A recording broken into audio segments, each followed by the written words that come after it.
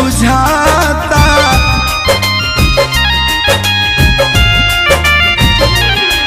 हम इनका से तनिको खफा नहीं थी, काहे की जान बेवफा नहीं थी।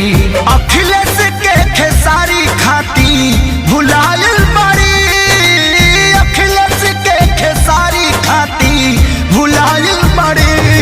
हमर जान आज हो